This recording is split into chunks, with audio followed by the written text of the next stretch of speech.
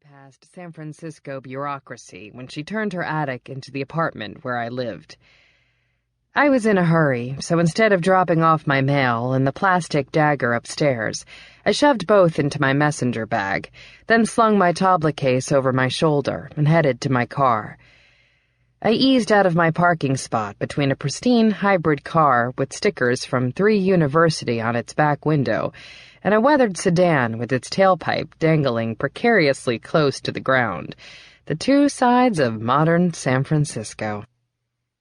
I didn't give a second thought to that stack of mail as I drove across town to the Tantor Palace, or as I played sets of tabla background music for diners at the upscale Indian restaurant, with my best friend Sanjay accompanying me on the sitar. On a break, I had only a few minutes to eat a mouth-watering fish curry that the chef made extra spicy for me. The pile of mail didn't cross my mind until after we wrapped our last set. My phone buzzed faintly from deep within my bag. I found it buried underneath my pile of mail. It was a text message from my friend Tamarind asking for an urgent favor. Tamarind wasn't one to ask for favors. This couldn't be good. Instead of sticking around to chat with Sanjay and the restaurant staff as I usually did, I rushed to my car. But when I reached it, I found I was trapped.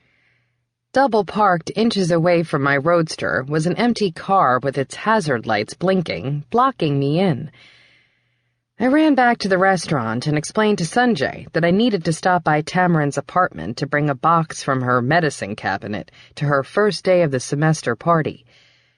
"Wait, why does Tamarind care that it's the first day of the semester?" Sanjay asked as we left the restaurant. "I thought she was a librarian, not a professor." "That's the point." I climbed into the sleek black pickup truck. Without this party, she doesn't get the same symbolic start to the semester as the rest of us.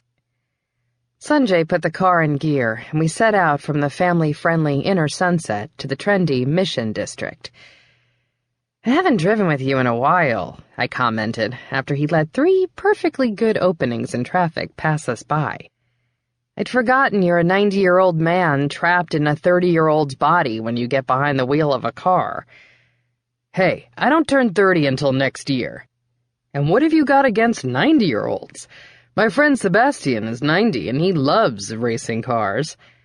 "Who's Sebastian?" "A magician I know in France. Though I suppose he's not technically a magician. He's an engineer who helps magicians with their acts."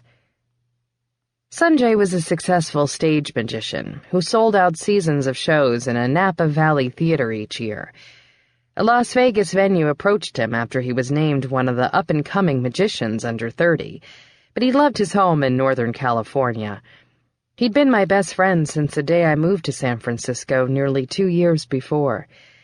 2 nights a week, Sanjay and I played background music at the Indian restaurant. It was a relaxing hobby for both of us.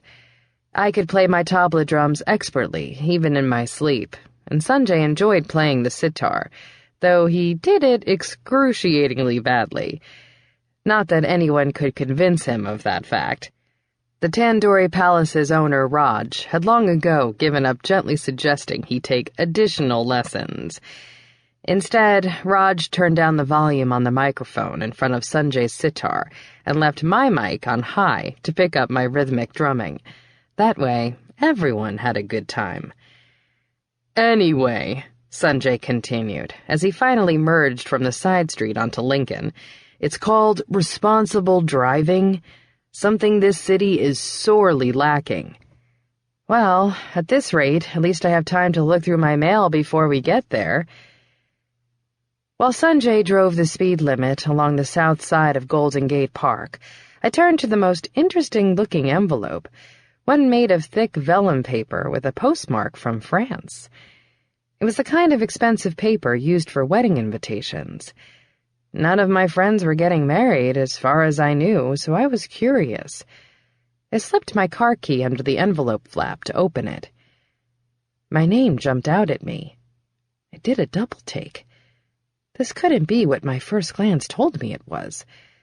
The cab of the truck was dark. I had an overactive imagination. That was it. "What is it?" Sanjay asked. Even while